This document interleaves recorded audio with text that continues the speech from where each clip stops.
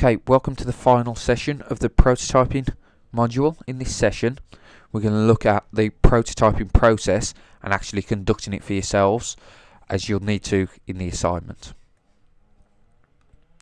In this session, we're going to look at the 7-step approach, the task template, the checklist, the rules for conducting a prototyping session, and an example prototyping session video. The 7-step approach. Similar to everything, the 7-step approach provides the process for going through the entire prototyping project. First, you'll need to plan the prototype. Then you'll need to refine the objectives. Then identify data and tasks to be used. This is where I see the task template coming in for your use. Then you'll need to develop the prototype. This has already been started for you, but you'll need to carry on and make it better. Then you'll need to review it for feasibility, assess the impact of the assessment, and then update the documentation. Is the entire prototyping approach. The task template is a suggestion by Carolyn Snyder in her book, whereby she says it's vital to number and name each task.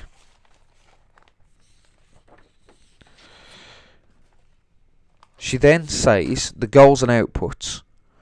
In this section, you'll need to discuss what you're aiming to get from the particular task. Then the inputs, list all the information resources that you'll need to go in. The assumptions, what conditions or prerequisites are in place at the start of the task. The steps that you expect the user to go through should be documented. The time for expert, this is the time it will take you to complete the task and to go through the steps. This will be useful in comparing for the user. Then the instructions for user section of this table. In here, you need to really, what does the user need to know in context for this task? Don't give them too much. Don't write all the steps down. Just give them some context around the task. This will be useful for you then to use in the prototyping session. Then finally, detail any notes that you think may be useful when you're conducting this session.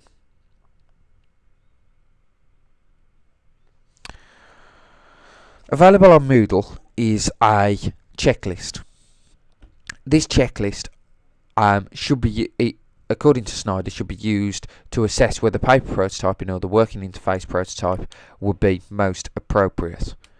I see this as a post completion checklist before you hand your assignment in, on the basis that this will ensure that you've completed all of the stages. It's available on Moodle, and if I were you, I'd just go through it just to ensure that you've completed everything.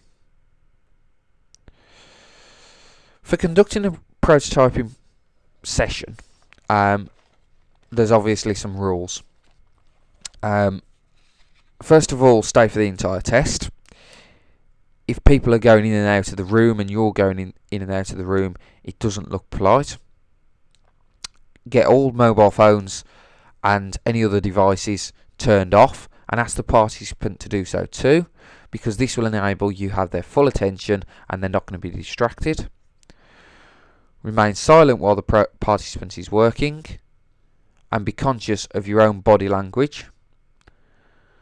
Be conscious that you're not revealing things that you know how to do, so don't point to areas or help the participant in any way. Don't reveal the number of tasks, because if you do, they may become lackadaisical towards the end. Avoid design questions on the basis that you can ask these after. You can ask these opinions after.